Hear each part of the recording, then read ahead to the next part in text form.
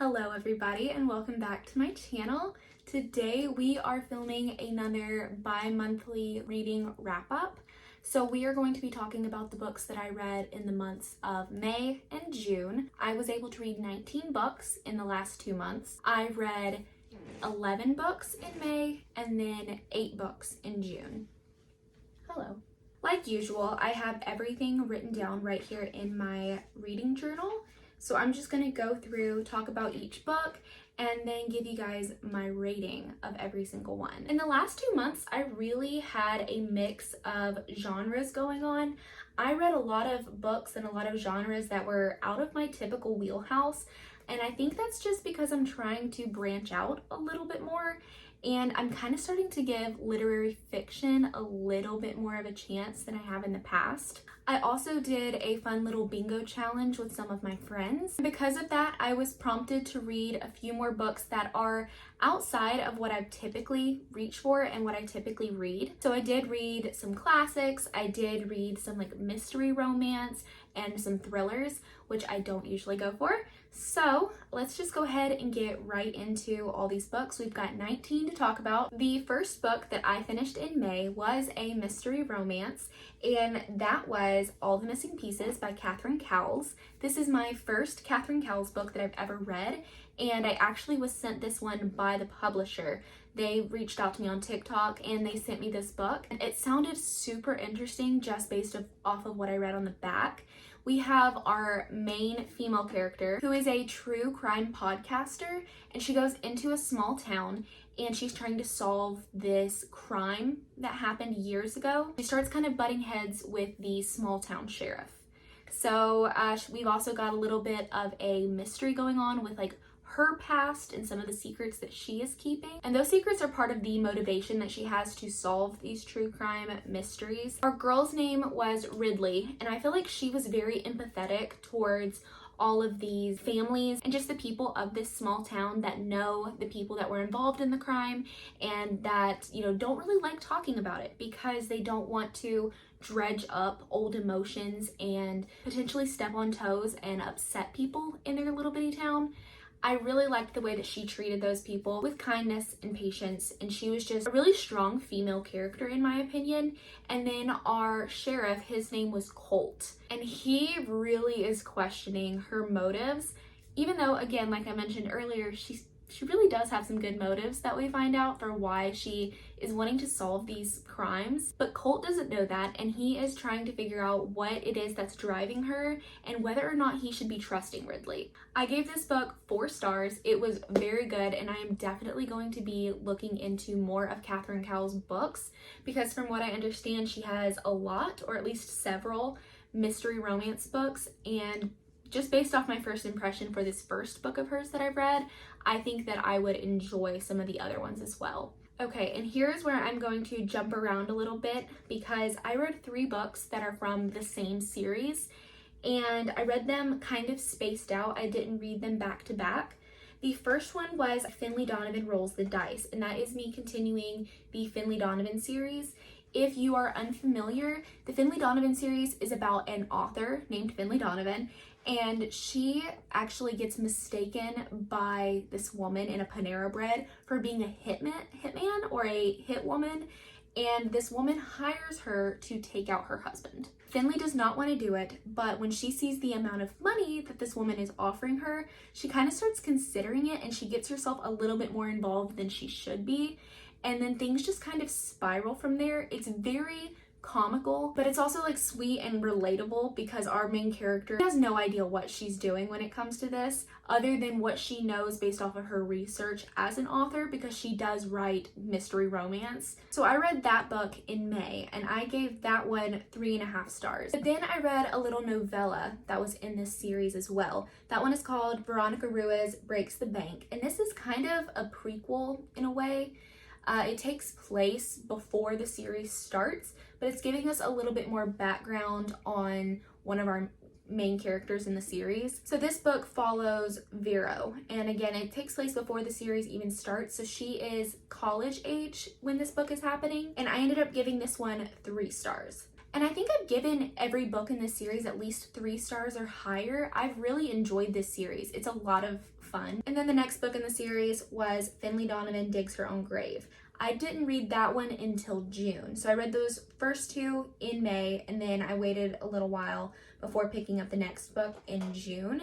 And that one, again, it's just a continuation of the series. For the most part, the series just kind of picks up where the last book left off, but we always have something that's a bit of a mystery or something that has us asking questions at the end of each book.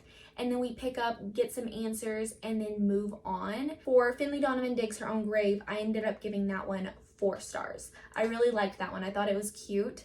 And I really like the way that the story is progressing, especially between our love interest that we have, because in the beginning I wasn't sure how it was going to work out with them when the series started, and I really like the way that things are transpiring. It's very, very sweet and very cute. Going back to May, I read Wild and Wrangled. This is the last book in the Rebel Blue Ranch series.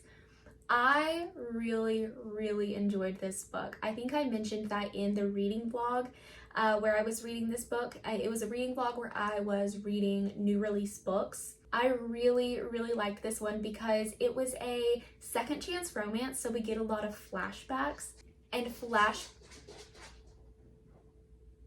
my cat has the zoomies. But flashbacks in a romance book to younger versions of our main characters, I absolutely will eat it up every single time. I just loved the chemistry between these two characters in this book. I think it was definitely my favorite in the series for sure. I gave that one 4.75 stars. It was nearly perfect. It was so good. But if we want to talk about a book that I did give 5 stars, that would be Out of the Woods by Hannah Bonham Young. I don't even know how to really put into words everything I felt about this book. I haven't read many books where our couple are already married, and so this is them resolving some issues that they're having, or realizing that they kind of have to grow together.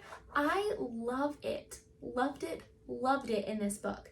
And if you're not aware, Out of the Woods is the second book in kind of a series or an interconnected series. The first book was Out on a Limb, and then we have Out of the Woods.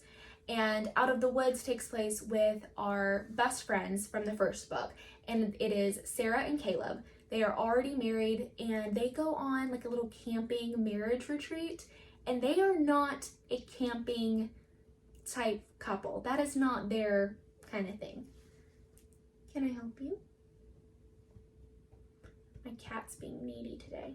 So again, I gave that book 5 stars. I had so much fun. I was laughing out loud at certain parts, and then other parts, just a couple pages later, had me in actual tears. That is a book I 100% recommend. I think everyone should read that book. It does have a little bit of spice if you are someone who doesn't like a lot of spice in your books. But I mean, we're talking about a married couple here, so I wasn't surprised that that was there. What do you need? What do you need? Then I read the newest Abby Jimenez book, Say You'll Remember Me. I was so incredibly excited for this book because I read my first Abby Jimenez book last summer and absolutely loved it. That was just for the summer, and I gave it 5 stars. Now this summer, the new book is Say You'll Remember Me, and I gave it 3.5 stars. It wasn't my favorite Abby Jimenez book. I have read several of hers now, and I can say this one was not my favorite, but it wasn't a bad book at all. I think I would still recommend it to people, especially if you are wanting to see a couple that are really, really trying to make it happen, regardless of everything that is in their way, everything that is against them personally, not just about their relationship, but the things that they were dealing with in their own personal lives that were making it more difficult for them to actually be together and spend time together. They were still fighting back against that the entire book. So I do think that was sweet, but it just wasn't my favorite book of hers, so I'm going with the 3.5 star rating. And I read the newest Emily Henry book. I love Emily Henry. I have not had a single one of her books that has ever been a miss for me. Every single book that I have read of hers has been a 4-star or higher, and her newest book was Great Big Beautiful Life. I was a little worried going into this book because the premise seems a little bit similar to The Seven Husbands of Evelyn Hugo, where we have this socialite who is being interviewed by two different writers, kind of competing to see who is going to write this socialite's story. But I enjoyed this book so much more than I enjoyed The Seven Husbands of Evelyn Hugo.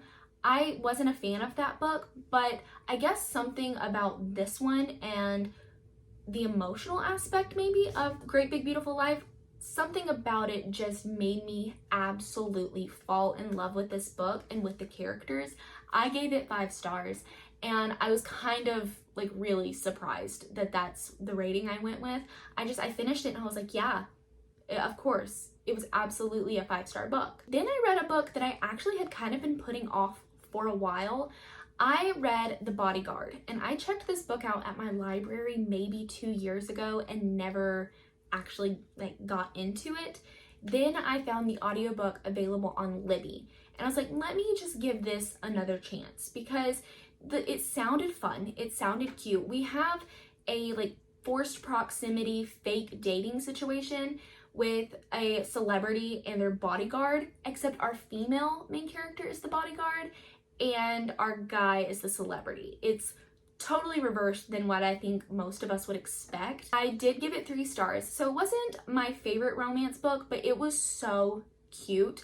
I was laughing at certain parts, and I thought some parts were just so incredibly endearing, especially the way that our male main character treats our girl throughout the book. It was so sweet. And then the kind of found family aspect that we have that she gets from his family, but also like the friendships that she makes and the relationships that she kind of has to lose, and the trauma and issues that she has to grow through and grow from by the end of the book. It was very sweet, and it made me want to give Catherine Center's books more of a chance because I have read, I think, 2 of her books now.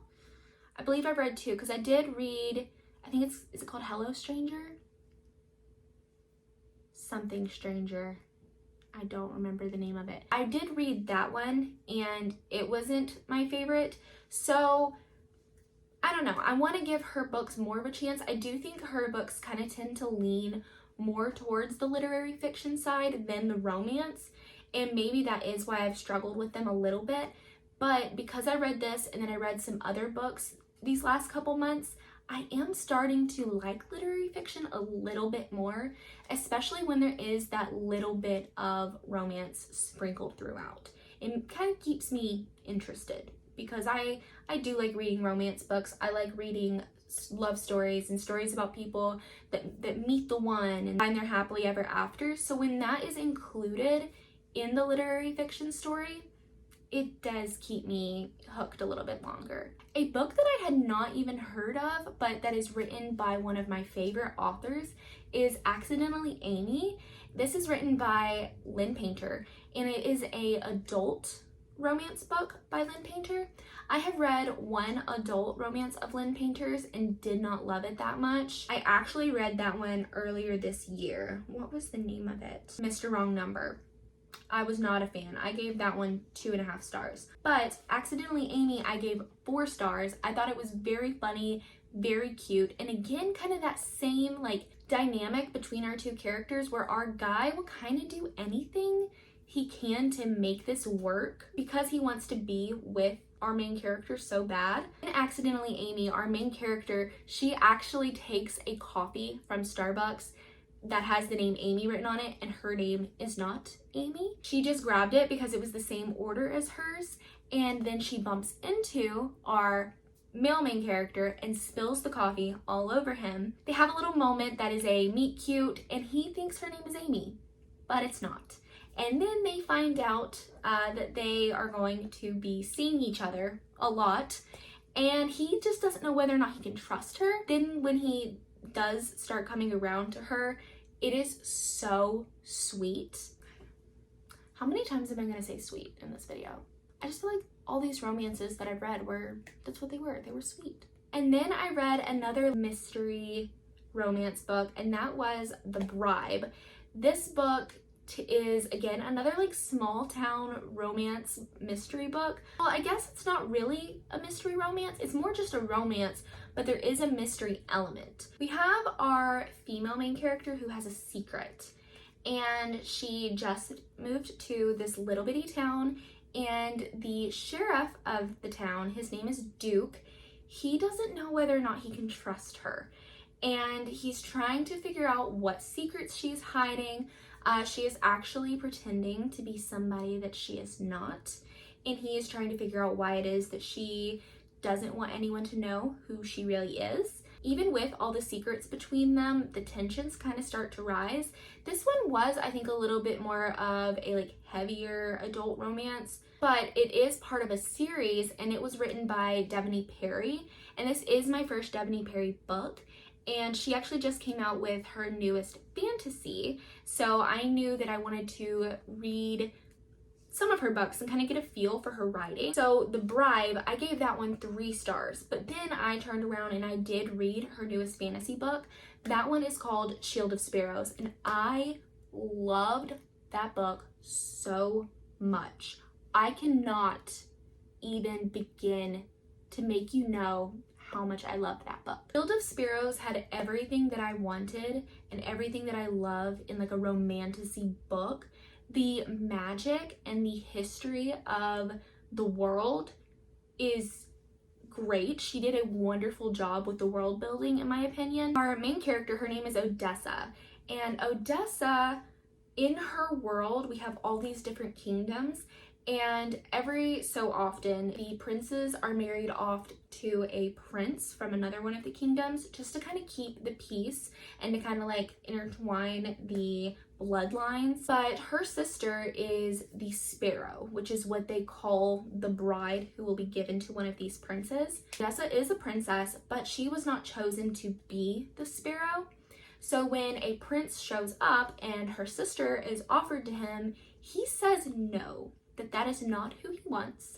He does not want the sister who has been trained on how to be a ruler and all this other stuff on how to be the Sparrow. He wants Odessa. And yeah, I just that right there, I was like, oh. So we have our prince, we have Odessa, and then we have a kind of, I guess you'd say, bodyguard type character. And in this world, we have monsters, but there are secrets amongst the kingdoms, secrets amongst our main characters. And yeah, I don't want to get into it too much and like potentially spoil anything, but it was done so well. Again, it is a new release, so I don't even know when the next book will come out, but if you need a 5-star romantasy read, Shield of Sparrows is it. Another book that I was kind of surprised by was The Reunion by Megan Quinn. I have read a couple of Megan Quinn's books, I believe. I know I read, I think it's called Meet Cute? Oh, it's something like that. I was not a big fan of that book. I don't know, sometimes I think the like billionaire romances just aren't for me, and that's what that one was. This one was about a family who the siblings are all coming to town to plan an anniversary party for their parents, but we are getting multiple point of views from the siblings, but also from the people that are kind of the love interests or like the partners of these siblings. So we have multiple point of views, and I found that incredibly interesting. This book was on Kindle Unlimited, but it was also on there for audio, so I did listen to the audiobook, and we had different actors for each character, so that helped me kind of keep everybody separated. But because it seemed, because they were really well fleshed out characters, I was really invested in each of the siblings' stories, and I feel like some of their like siblings squabbles that they had were quite relatable, because as siblings you don't always want to hear the other one out, or you guys just fight over little dumb things. And I feel like the relationships between the siblings, the parents, and the kids, but also between our like love interests were really well done, and they were really realistic. So I gave The Reunion 4 stars. It was a very fun time. Okay, and here is where we kind of got into some of that literary fiction that I was surprised by. I read Carrie Soto Is Back. Now, as I mentioned before, I did not like Taylor Jenkins Reid's book, Seven Husbands of Evelyn Hugo. So I wasn't ever really planning to read Carrie Soto is Back, but when we were doing the little bingo game with my friends, I needed to read a book that had a yellow cover. And when I made my summer TBR, I did put Carrie Soto is Back on that summer TBR because it's about tennis and because I played tennis, so I thought maybe that would kind of get me interested.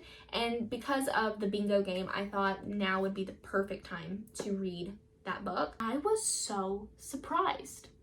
I read it on my Kindle, but then someone had told me that the audiobook was really good and that the audiobook was kind of similarly done to The Favorites, which is a book that I read earlier this year and really, really liked. So I listened to the audiobook while I was reading on my Kindle for quite a bit of it, just because you get kind of like news clips and newscasters and different actors for some of the book, and it really adds to the experience in my opinion. So I gave Carrie Soto is Back 4.5 stars. And again, that surprised me after not enjoying one of Taylor Jenkins Reid's books, but it's really opening me up and making me give her another chance, because I also then turned around and bought her newest book, Atmosphere. So I'm going to keep reading her books, and I'm going to see if her like literary fiction, slightly romantic stories are actually for me. The thriller that I read The Tenant. This is by Freida McFadden, and it was also on my summer TBR. Now this is her newest release, I'm pretty sure, and it wasn't my favorite book of hers. I was kind of hooked on it, like I didn't want to put it down. I read it really quickly, which I do feel like I do with most of Freida McFadden's books, but some of the stuff that happened wasn't exactly catching me off guard, wasn't surprising me, or like there wasn't much of a shock factor to it. So I gave The Tenant 3.5 stars. Not bad. I do still recommend, especially if you are in the mood for kind of an easy read or a quick thriller. A book that I really struggled with was Song of Achilles. I read this also for the bingo game that we were doing with my friends, and I don't know, I guess I expected, because it was based around Achilles, that it would have more of an epic feel to it. And I just was bored for most of the book. I feel like it was really, really well written, and it was very evident that our author knew a lot of things about Greek mythology and just really knew her stuff. But it didn't make it anything super spectacular for me. I just kind of kept waiting for it to be over, and it was really dragging. I do think the end of the book picked up quite a bit for me, but the first majority, like I'm talking maybe 4/5 of the book, I was very bored. So I gave that one 3 stars. And then I reread one of my favorite books ever. This is my favorite classic for sure. That was The Great Gatsby. I absolutely love this book. It has been my favorite classic since high school. The first time I read it, I remember reading it in high school and kind of being totally shocked by the things that happened in this book. And then when I was reading it, it was for English class. So we had to analyze the text and really get into our characters' heads, and it just made it mean that much more to me. And then I do really, really love The Great Gatsby movie with Tobey Maguire and Leonardo DiCaprio, and me and my husband did watch that movie. I gave that book 4.5 stars. It has always been a 4.5 stars in my opinion, so its rating did hold. Okay, and then we have 2 more books. These are our last 2 books that I read for the month of June. I read Life's Too Short, which is an Abby Jimenez book. This is one of the books off of her backlist, and I didn't really know much about this book. I just knew that since I wanted to get through some of her backlist, and this one became available on Libby, that I would just go ahead and grab it and get through it. I listened to it on audiobook, so I was listening to it when I was feeling a little bit slumped out. Again, I did read 8 books in June, but in the time frame that I was reading Life's Too Short, and then the next book that I read was The Courting of Bristol Keats, in the time that I was reading those 2 books, it took me like 2 weeks. So for like half the month, I read 2 books. Life's Too Short was emotional. I did read part of it in the vlog that I posted last week, and I was getting very teary-eyed at certain parts. I gave that one 4 stars, so again, it was another great one from Abby Jimenez. And then, like I mentioned, I read The Courting of Bristol Keats, which is a fantasy book that I've had on my shelf for quite a while now, but I have a beautiful copy of this book from Fairy Loot, and I did not want to just have this beautiful book sitting on my shelf unread. And then from what I understood about the story, it sounded really fun. So I picked it up, and it's almost like an adult version of The Cruel Prince. The world feels incredibly similar to The Cruel Prince, where you have just like the regular mortal human world, and right here is fairyland. But Bristol is trying to save her father, and at the same time is kind of uncovering some secrets about her family, and also some secrets that are being kept in Fairy, while also coming into herself, because she discovers a lot about herself in this book. And also there is romance. So we love a romantasy book. Romance and fantasy are my two favorite genres, and when you put them together, it's gonna be good. I gave The Courting of Bristol Keats 4 stars, and I am very excited. The second book, I don't know if it's going to just be a duology. I'm kind of hoping it will be, because the first book was over 500 pages. So I feel like if the second book is over 500 pages or is a similar length, that we won't need a third one. I guess I could be wrong though, but I'm very excited for that book. It does come out this fall, and I will be picking that one up. But that is everything that I read in the months of May and June. Thank you guys so much for checking this video out and checking out my channel. Please subscribe and like this video. Leave comments if you have any other ideas for videos that I could make. I do like to kind of mix things up and do these sit down videos and do vlogs. Vlogs are kind of the easier thing for me to film most of the time, because I am a stay-at-home mom, and being on the go with my daughter, it's just easier to film that way sometimes, because like right now I'm having to film this after she goes to bed, so that limits, you know, when I can film sometimes. But I do love making these videos and sharing kind of my book recommendations and all of this with you guys. So I will see you guys next week in the next video. Bye!